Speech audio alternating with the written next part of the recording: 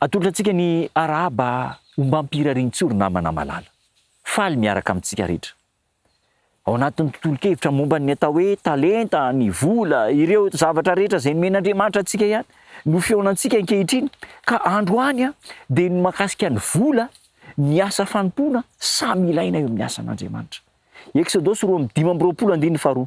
Exodosy 5:20-2 manao hoe mitenena amin'ny zanak'Israely mba hitondra fanatitra ho ahy izy, dia avy amin'ny olona rehetra izay ampirisiany fony no andraisanareo ny fanatitra ho azy.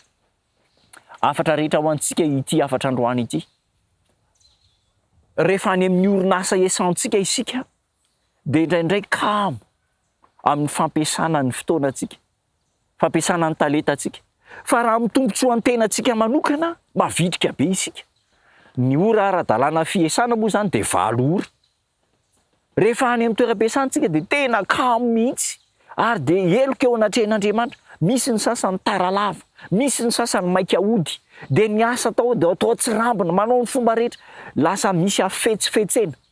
Manigance professionnelle ny ilazana azy. Fetsifetsy. Fa raha vao mitombotsoa ny tenantsika manokana dia mailaka be. Tsy eken'Andriamanitra izany. Ary eo amin'ny orinasan'Andriamanitra, any amin'ny trano pirinty, amin'ny orinasa fanaovana fitomboana ny asan'Andriamanitra, dia aoka ho mahatoky amin'ireny asantsika ireny isika. Tsy ho kamo, tsy malaindaina. Misy ndray karazan'olona mihevitra fa manome vola fotsiny dia ampy ho an'ny asan'Andriamanitra. Ny any anjarako dia manome vola hatramin'ny asa fanompoana am-piangonana ary dia karamaina, dia mianokanina fotsiny, tsy akasitran'Andriamanitra koa zany.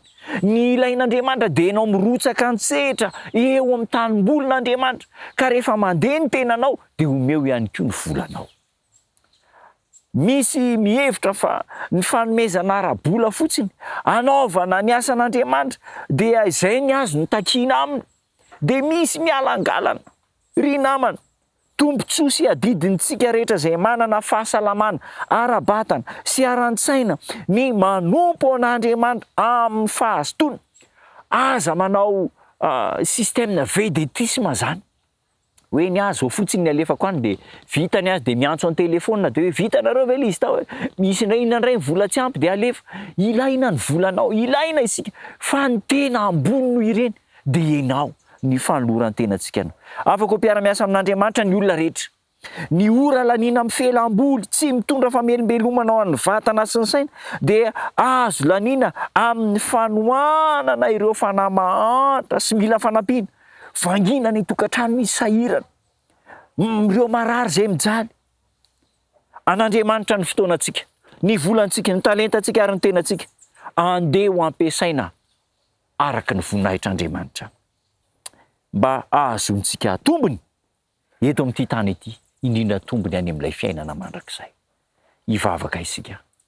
Jesosy eo misaotra anao izay fa nomenao hafatra matevina, matanjaka, mety mafimafy fidona any am-ponay, kanefa natao androany mba hanitsiana ao anay ho mpiasa mahatoky izay.